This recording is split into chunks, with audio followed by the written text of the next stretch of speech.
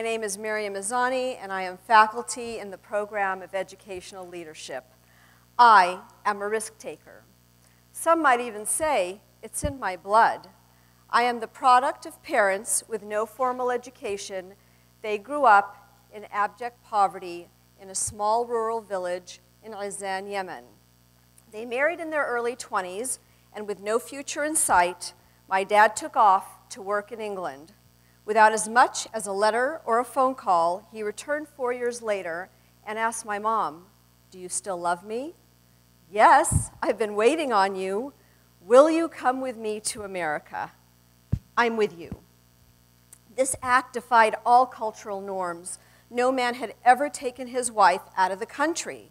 After a series of bribes, a chase to the airport with family fast on their heels, they arrived in the US. As I said, risk-taking is in my blood. I was a part of that adventure. I was conceived in Yemen, yet born in America. So what does it take to be a risk-taker? Is it that gnawing feeling in the pit of your stomach from pangs of hunger, or the spirit that seeks opportunities and challenges? At the very least, risk-taking can be calculated or uncalculated, with the latter increasing one's chances of failure. Although dream bright in elementary school, my high school years lacked luster. Nonetheless, I aspired to go to a top university like my friends from affluent homes. Unaware of the preparation needed, I applied to UCLA and was thrilled to receive an acceptance letter. 2 quarters later, I dropped out. This failure was devastating. I compartmentalized that failure and found work as a medical assistant. On a quest for more, I seized an opportunity for on-the-job training.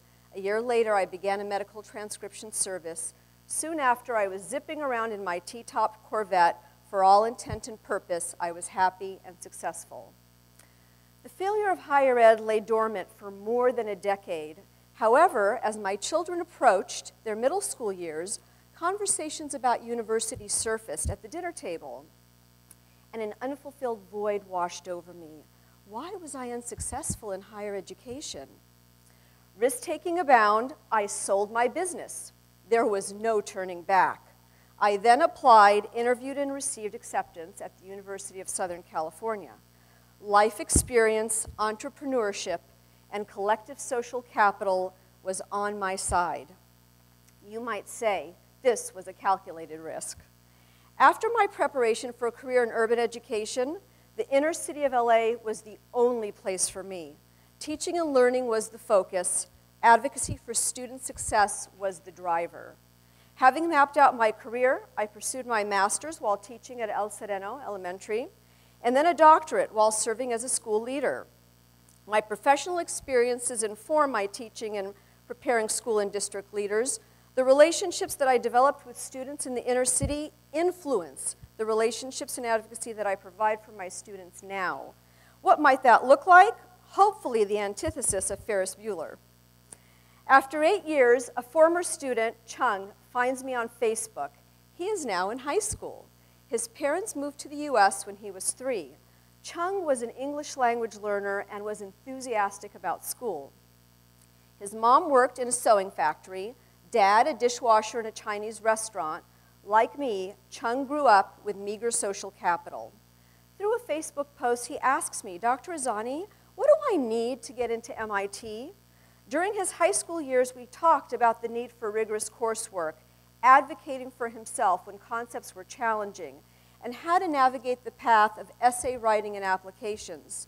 Senior year arrived, and Chung applied to his dream school. He wrote essays and spoke to his passion and leadership. His grades and SAT scores were on point, and he was well on his way to gain admittance to MIT in Boston. The acceptance letter arrived. Exhilaration was in the air. Late spring, Chung writes again. "Hi, Dr. Ezzani. I'm currently in a troubling predicament." A letter from MIT read, "We have recently received your final high school transcript. In reviewing it, we noticed your grades dropped significantly." Chung's admission was in jeopardy. He had to quickly produce a viable explanation.